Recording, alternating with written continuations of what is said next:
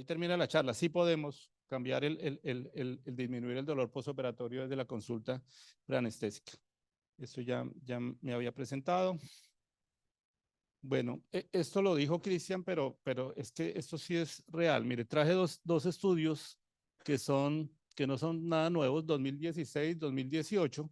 Si se dan cuenta, toman unas muestras grandes, miran cuántos pacientes de modelos normales de cirugía, las que hacemos todos los días, tienen dolor severo a las 24 horas. Bueno, y el 11%, por ejemplo, en este primer estudio, tiene dolor severo a las 24 horas y 37 tiene dolor moderado. En el segundo estudio, que incluye 48 hospitales y una muestra mucho más grande, el 19% tienen dolor severo y 48% dolor moderado. Ese discurso no ha cambiado en los 20 años que yo llevo de especialista. Es increíble que pese a los avances en el entendimiento del dolor, avances farmacológicos, no logremos cambiar eso. Esos números en los últimos 30 años realmente no se han modificado. Todavía un número importante de pacientes en las primeras 24 horas tienen dolor severo. Y creo que sí es urgente y es importante cambiar este concepto y ese paradigma, porque realmente se convirtió en un paradigma. Ya no se necesita demostrarles a las personas y al resto del personal médico que un manejo del dolor es importante. La principal causa de hospitalización prolongada, de complicaciones, de movilidad. Pero el otro problema es que es una causa importante de dolor crónico. Quiere decir que no solo estamos aumentando el problema en las primeras 24 o 48 horas, sino que estamos generando un número importante de pacientes que se convierten en pacientes de nosotros después, en pacientes de dolor crónico que son costosísimos para el sistema. Acá en enero del 2022 se implementó en Estados Unidos y en muchos de los países de Latinoamérica, todavía en Colombia no, la nueva clasificación de enfermedades. Y es simplemente para mencionar que para México, Perú, Estados Unidos, en enero del 2022 ya se debe utilizar ese sistema de clasificación y hay básicamente un ítem que es un diagnóstico, se llama dolor crónico posquirúrgico. Y eso es lo que tenemos que comenzar a pelear, porque el dolor crónico posquirúrgico es el dolor que presenta un paciente 3 meses después de operarse en el área operada, que no es explicado por la razón por la cual lo operaron. Piensen en el paciente de reemplazo de rodilla que tiene dolor en el área del safeno, estando bien operado, estando funcional, pero pues que impacta su calidad de vida. Este dolor crónico posquirúrgico, Cristian lo mencionó, depende del procedimiento. Las amputaciones, hasta el 85% de los pacientes tienen dolor crónico posquirúrgico al tercer mes y más o menos el 30% lo tienen al año. Son generadores grandes de recursos importantes. Y de esos, entre el 2 al 15% el dolor es severo. Y en esta definición, dolor severo es aquel que requiere un opioide fuerte o el manejo de un especialista de dolor. ¿Qué quiere decir eso? Pues obviamente una cantidad de procedimientos en los cuales nosotros vamos a hacer la consulta preanestésica y ya la primer mensaje para dar es, yo creo que los pacientes deben saber eso, estoy haciendo consulta preanestésica para un reemplazo de rodilla, pero sería bueno que nosotros le dijéramos que tiene un chance de tener el 30% tenga un dolor severo a los 3 meses, más o menos un dolor moderado severo el 15% a los 6 meses y el 6% al año. Es importante que el paciente sepa eso, porque si el paciente lo sabe y le duele en el segundo o tercer día postoperatorio, está tranquilo. Ya tengo una forma de educación. Y miren estos números. El 30 al 85% de los pacientes amputados tienen, según los estudios, tienen dolor crónico posquirúrgico. Y de esos, el 80% tienen dolor neuropático. Eso traduce básicamente que tuvieron algún tipo de lesión nerviosa que puede ser intencionada o no intencionada, pero básicamente ocurre. Tradicionalmente hemos subestimado las cesáreas y las cirugías ginecológicas, pero las cesáreas son una fuente importante de pacientes con dolor crónico. Y cuando uno compara la cantidad de recursos para el manejo del dolor de esos pacientes es mínimo comparado a la magnitud de la incisión, al trauma quirúrgico y a los reportes de dolor tan fuertes que hay. Hasta la mitad de las pacientes tienen dolor crónico el tercer mes en el área quirúrgica y de esas por lo menos la mitad tienen componentes neuropáticos del dolor. Las herniografias, que son el modelo claro de dolor crónico posquirúrgico, independiente de si son abiertas o son laparoscópicas, pues tienen también unos números muy altos y básicamente porque todas esas estructuras nerviosas que están en la región, generalmente es imposible no lesionarlas si los pacientes pues desarrollan eso. Las artroplasias, especialmente los de rodillas, son un problema grande y la Fundación Santa Fe básicamente es un centro de reemplazos articulares acreditado, y vivimos al día a día lo difícil que es el manejo de los reemplazos articulares, les cuesta a los residentes que rotan por dolor. Pero en consulta nosotros tenemos un número importante de pacientes que tienen dolor severo después de este tipo de cirugía. Y casi todas las cirugías tendrían algún valor, estoy hablando hoy de mastectomías, de toracotomías, pero inclusive reportes y modelos de dolor para cirugías de los valgos, por ejemplo, amigdalectomías, mastectomías, cirugías pequeñas, en las cuales pues lo que ocurre es que los pacientes manifiestan dolor. Y esa es la clasificación, ya hay un código que se supone que pronto vamos a implementar en Colombia, pero hay un código para esta enfermedad y es una enfermedad causada por las cirugías y se llama el dolor crónico postquirúrgico. No vale la pena, no vengo a hablar de fisiología, pero básicamente lo que ocurre es que la exposición fuerte del sistema nervioso a nivel central produce unos cambios plásticos, unos cambios en el comportamiento, la morfología, el funcionamiento del sistema nervioso, que lo hace básicamente productor de dolor crónico, amplificador de dolor crónico. El proceso es súper complejo, aunque se entiende cada vez más y podemos intervenir en ellos, pues lo que básicamente ocurre es que ese paciente que va a ir a nuestra consulta, bueno, nos está diciendo, voy a ser traumatizado, es un trauma premeditado, voy a tener una herida, voy a tener una lesión muy grande, voy a tener inflamación y tengo un chance grande de hacer dolor crónico, ayúdeme, ¿qué va a hacer usted para que yo no lo tenga?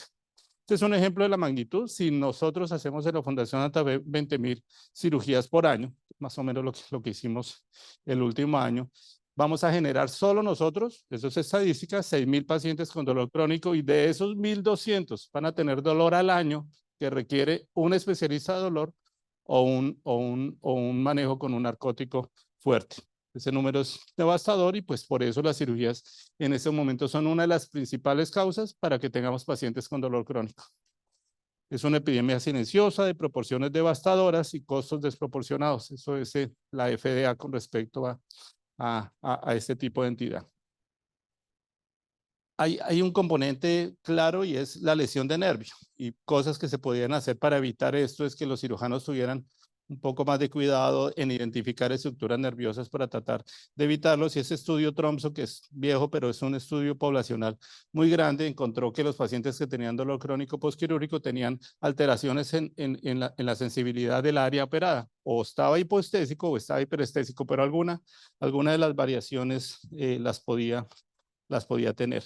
Y en ese estudio, pues básicamente encontraron que entre más prevalencia había de dolor crónico postquirúrgico, más dolor neuropático. Había una relación importante entre dolor neuropático y... Si estamos en la consulta, sería bueno tratar de identificar qué pacientes van a tener más cantidad de analgésicos en el posoperatorio y cuántos de ellos pudieran tener más dolor crónico. ¿Por qué? Porque esos pacientes deberían tener un manejo y una formación totalmente diferente. En esos estudios que voy a mostrar, por ejemplo, los pacientes que tenían ansiedad y depresión tuvieron calificación de dolor mayores desde a las 48 horas después de la cirugía. ¿Y a cuántos de ellos hacemos manejo eficiente de la ansiedad? Ya no premedicamos como lo hacíamos cuando nos formamos, normalmente se premedicaba, pero digamos que ahorita la invitación es que si su paciente está claramente deprimido, si su paciente tiene un trastorno de ansiedad que sea de impacto y el paciente, usted lo pregunta y el paciente se lo manifiesta, sería muy bueno que ese paciente tuviera alguna intervención que trate de corregirlo, porque ese paciente se va a beneficiar con menos consumo de analgésicos, menos reportes de dolor y va a ser un paciente menos que llegue a nuestra consulta al año cuando estemos ahí. El tabaquismo, sin embargo, no se ha demostrado que suspender el tabaquismo justo a la cirugía lo modifique, pero es un factor de riesgo importante. Los pacientes que son consumidores crónicos de opioides, los pacientes que tienen dolor crónico, los pacientes que consumen alcohol o algún otro tipo de medicamento, ojo, esos pacientes son pacientes que son más difíciles para manejar el dolor. También se encontró que a las 24 horas los pacientes que consumen opioides también tienen más cantidad de dolor, y hay un estudio con AINES interesante en el cual esos pacientes a las 24 horas tenían eh, eh, más dolor. Y son sumatorios, entre más factores de riesgo tenga, pues más posibilidad hay de que el paciente sea más difícil de manejarlo en el postoperatorio. Ahorita Cristian mencionaba también eso, hay factores de riesgo de dolor agudo severo y muchas veces, y normalmente cuando uno lo menciona a las mujeres, normalmente la mujer joven es una paciente de factor de riesgo para mayor consumo y mayor reporte. El mito es que son más fuertes, pero digamos que estudios muy fuertes y muy tradicionales, por ejemplo, de Soledad Cepeda, que es una especialista colombiana que está en Estados Unidos, enfocó mucho de su educación a demostrar que las mujeres tenían reportes más altos de dolor, consumos más altos de analgésicos, y todos los estudios básicamente demuestran lo mismo. La cirugía ambulatoria se asocia a más cantidad de dolor agudo posoperatorio y tiene sentido, están en su casa, de pronto no tienen cómo recurrir a un manejo más adecuado. Acá nuevamente colocan la ansiedad y hay unos cuestionarios que invitan a utilizar. Acá hay uno que es un cuestionario al miedo a la cirugía, en el cual los pacientes que tienen temor al desenlace de la cirugía normalmente tienen más cantidad de dolor, y piensen en pacientes oncológicos o pacientes que van a ser amputados o ese tipo de situaciones. Y la catastrofización, que lo voy a mencionar más adelante. Acá viene un tema interesante. Llevamos, al menos yo llevo 20 años enseñándoles a ustedes que a los pacientes toca preguntarles cuánto les duele. Y llevamos mucho tiempo hablando del quinto signo vital y llevamos muchos años hablando de que califiquen del dolor de 0 a 10. Y ahora tenemos que desaprender eso. Tenemos que decirles, oh, nos equivocamos. Esa intervención lo que hizo era que el consumo de opioides fuera mucho mayor, y es parte importante de la epidemia opioide que ocurre en Estados Unidos. Y nosotros, pues digamos que lo que se logró es harto, se sensibilizó a la población con respecto al dolor, ya nos interesa lo del dolor, pero convertimos el dolor en un número, y es un número con el cual los pacientes nos manipulan. Doctor, tengo 8, estoy feliz, tengo 8, pero necesito morfina. Y por ejemplo, donde yo me entrené, había hay una guía de manejo en el cual si tenía 8, tenía que tener tantos miligramos de morfina por kilo. Si decía 8, si decía 2, era menos. Si decía 10, era más cantidad. O sea, era un número, era igual al dolor, y esa visión unidireccional del dolor pues es no justa y nuevamente solo produjo una cantidad de efectos adversos. Sobre eso, pues, la Joint Commission ya hizo una referencia, porque se le culpó directamente a la Joint Commission de eso, y dijeron, ojo, revisen nuestras recomendaciones, porque nosotros nunca dijimos que tenían que utilizar una escala numérica y que el tratamiento se basaba en una escala numérica. Ellos recomendaron un sistema de medición, pero nunca matricularon a los hospitales a eso. Y el quinto signo vital, que es un desarrollo de la American Pain Society, fue patrocinado por Purdue, que era básicamente el laboratorio que produjo OxyContin. Ya han visto la serie, los libros y todo lo que está pasando ahorita con respecto a eso. Entonces, ¿qué vamos a hacer? Comenzar a buscar otros desenlaces. Ya no opero un paciente, ya no le doy anestesia a un paciente para que me diga tengo 2 sobre 10. Ahora me interesa que el paciente me diga, no, doctor, mire, es que al día posoperatorio me levanté y pude ir al baño caminando. Puedo hablar, puedo comer, puedo tolerar la vía oral, y esos son los desenlaces importantes que ahora tenemos en manejo del dolor. Entonces, ya no es un número aislado. Digamos que en filmes demográficos los hospitales siguen preguntando calificaciones de dolor. Si les va a costar trabajo desescalar el número, pero digamos que el número sirve para ver la tendencia. Sí es bueno saber que si un paciente tenía 7 hoy, mañana 4, después pues está mejorando. Si estaba en 2, 3, 4, pero un manejo específico a un número es lo que tenemos que acabar. ¿Me duele 10 sobre 10? Y está atacado la risa hablando por teléfono, no tiene que tener un manejo acorde específicamente a eso. Lo otro que hacemos en la consulta anestésica, démosles metas analgésicas. Si el paciente viene a un reemplazo de rodilla, pues digámosle que las primeras 24 horas duele harto. Va a tener bastante dolor, señora. Va a tener un grupo de dolor, o va a tener un esquema de tratamiento que tiene unos opioides, que tiene AINES, que tiene otros medicamentos, y con eso vamos a buscar que esté mejor. Pero decirle al paciente que no le va a doler es una equivocación completa. Es básicamente defraudarlo, porque nunca va a estar satisfecho el paciente, además que no es real. No sé cuántos reemplazos de rodilla han visto ustedes que no duela, pese a que hay hospitales y centros de reemplazo articular sin dolor en internet en todos lados. Las metas siguen siendo las mismas. DREAMing es una sigla que es Drinking, Eating and Mobilizing, que es básicamente que el paciente pueda comenzar a tener una rehabilitación funcional. Esas son las metas, y les traigo ejemplos claros de cirugía sin dolor, hospital sin dolor, Bogotá ciudad sin dolor por la alcaldía. Esos son, digamos que el español es más estricto que el inglés en ese sentido. Creo que es algo que no tenemos que promover más. Simplemente sensible al dolor o con menor cantidad de dolor o algo de eso. Con respecto a las técnicas regionales, pues a mí me parece importante, y creo que es una lucha día a día, a que en la consulta preanestésica se les diga a los pacientes que una de las opciones de tratamiento es las técnicas regionales. porque es que las técnicas regionales sí han demostrado una disminución en el consumo de analgésicos de reporte de dolor y un impacto directo sobre el dolor crónico posquirúrgico. Ahí estamos construyendo algo. Puede ser técnicas regionales como técnica única o como parte de una terapia multimodal. Y debería ser aplicable para aquellas cirugías en las cuales tenemos dolores severos, los reemplazos nuevamente articulares, las toracotomías, por ejemplo, las cirugías abdominales mayores deberían tener una técnica regional asociada porque eso ha demostrado disminuirlo. Esta la voy a obviar. El otro factor de riesgo, claro, y es un factor de riesgo fuerte. En todos los estudios son los trastornos del sueño. Y desde la consulta hay una invitación grande a que tratemos de solucionar los trastornos del sueño en esos pacientes. Cada vez tenemos más temor de tener inductores de sueño, pero hay una paleta grande de medicamentos que nos pueden ayudar a que esto pueda suceder. Pero si el paciente tiene claramente un trastorno del sueño, dígale que es probable que tenga más cantidad del dolor. Es mejor hacer algo a no hacer o hacer absolutamente nada. Eso es un ejemplo de las cosas que se están haciendo. Acá en este estudio, lo que hacen es ya no coloquen como desenlace un número, coloquemos una escala de funcionalidad de movimiento.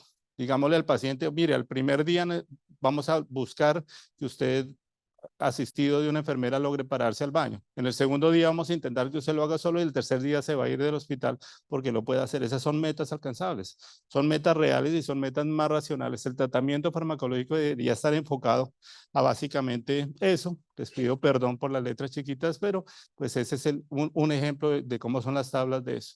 Al paciente en la consulta preanestésica, en la consulta antes de la cirugía, se le dice que funcionalidad esperamos con cada uno y nosotros intentamos cumplirlo con básicamente el tratamiento. Esa pregunta siempre está, bueno, ¿y si le damos algo antes? Se ha traducido mal como anestesia anticipada, preemptive analgesia, la traducción sería como analgesia no preventiva sino anticipada, preventiva no sino anticipada, y es dar un producto farmacológico formulado desde la consulta preanestésica para que el paciente le doliera menos. De eso hay modelos con gabapentinoides, con celecoxib, con algunos narcóticos. No hay evidencia fuerte sobre alguno de ellos, pero algunos pacientes con factores de riesgo se beneficiarían de tener pregabalina, gabapentin o celecoxib antes de las intervenciones grandes. Acá está el resumen de los estudios más importantes. La gabapentina redujo la calificación del dolor a las 48 horas y retrajo la necesidad de rescates. El acetaminofén redujo el consumo de opioides en 12 horas. Eso cuando se daba antes de la cirugía, no es después de la cirugía. Y el ibuprofeno disminuyó también el consumo de opioides a las 24 horas. Las técnicas regionales en ese modelo, la analgesia epidural, retardó el número de rescates que tenían los pacientes. Y la ibuprofeno y pregabalina disminuyeron la cantidad de efectos adversos. Esto es válido, pero es específico procedimiento. Ya Cristian nos habló de eso. Y es que el esquema de tratamiento creado, las guías, el protocolo y la evidencia es específica para procedimiento. Lo que me sirve para la histerectomía no me sirve para la prostatectomía. Lo que me sirve para el reemplazo de rodilla no me sirve para el reemplazo de cadera. Hay suficiente literatura para sacar recomendaciones basadas en la evidencia de buena calidad para cada una de las interpretaciones y Prospect es una buena idea de eso. También lo he mencionado, Cristian, nosotros ya empezamos a implementar esto y es un ejemplo de clínicas transicionales de dolor, en el cual si yo en la consulta preanestésica identifico que el paciente tiene un alto riesgo de hacer dolor crónico postquirúrgico o tener una dificultad, pues lo mando ya antes. Es un grupo en el cual hay un personal multidisciplinario, el cual ahí sí pudiera formularle algo anticipado al paciente, hacer un plan de tratamiento que incluya una técnica regional, pero esos pacientes van a un sitio especial en donde se manejan de forma diferente, no como todos los pacientes.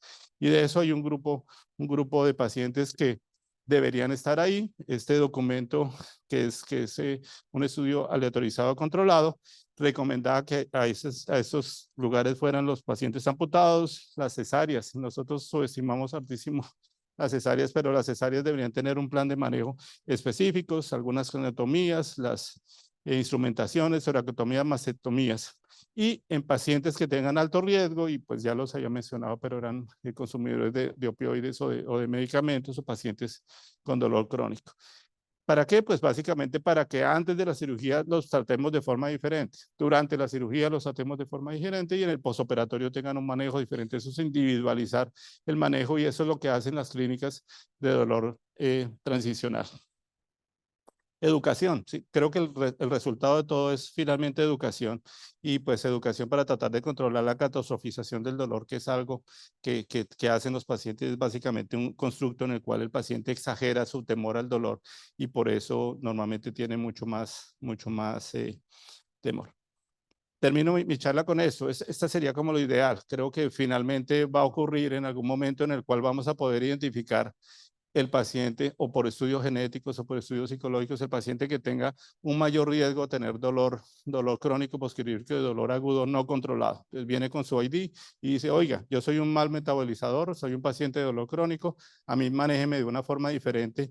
Y hay grupos fuertes trabajando en esto, especialmente utilizando esquemas de inteligencia artificial. Solo en este artículo ya hay 30 estudios de inteligencia artificial para evaluación y manejo del dolor con herramientas tan innovadoras como simplemente con el teléfono poder tomarle una foto a la persona y en forma bastante predictiva tratar de entender cuánto tiene de dolor. Creo que eso es algo que se está trabajando y seguramente en el futuro nos va a ayudar muchísimo. Muchísimas gracias.